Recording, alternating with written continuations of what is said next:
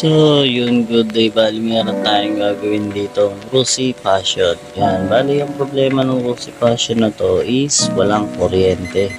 Madami nang napagtanungan si sir. Ang sabi sa kanya, palitan ng coil, palitan ng CDI, etc. at kung ano-ano pa. Mabuti na lang bago siya bumili ng mga piyesa na yun. Nakita niya ang page natin at sinubukan niya mag-inquire sa atin kung ano ba ang dapat gawin sa kanyang motor. Ang sabi ko sa kanya, hindi muna natin need magpalit ng piyesa. Ang kailangan natin is matroubleshoot natin kung ano ba ang problema. Bali, ang nakita natin problema sa kanyang motor ay itong sakit ng kanyang CDI dahil yung ilang wire dito ay walang supply. Ngayon, ipapakita ko sa inyo kung paano natin siya i-rewiring at kung saan natin siya itatap at kung ano-ano ang supply niya. Sisimulan natin dito sa wire na color yellow black. Yan. Bali, itong color ng yellow black, ito ang ating wire sa ignition coil. At ito namang blue white at red white, ito naman ang ating pickup coil o kung tawagin ay pulser. Para hindi kayo malito, itong blue white, ito yung galing ng stator. At ito namang red white, ito naman yung galing harness. Yan, bali magduduktong lang silang dalawa. At ito namang kulay green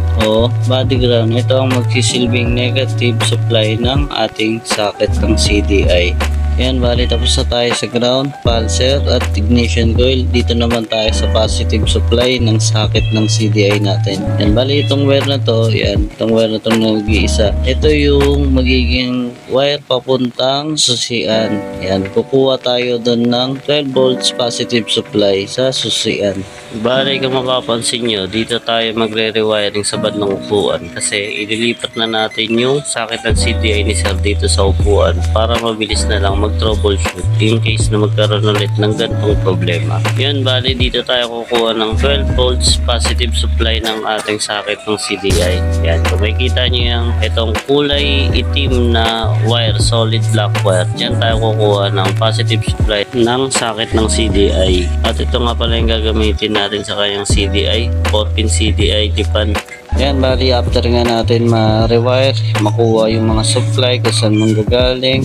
Ito na yung kanyang socket. Yan, bali natapos na natin siyang duktungan ng mga wire. Ngayon, lalagyan na lang natin to ng electrical tape at ipipix natin at ipupwesto na natin kung saan natin papadaanin itong socket na to para makapunta ng U-box o upuan. Ngayon, bali ito yung wire na pinagapang natin sa susian. Yan yung 12 volts na positive supply ng ating CDI. Yan, pinasok natin sa loob para makalusot sa ilalim. At ito naman yung mga dinuktungan natin. Itong red white, ito ang ating pulser.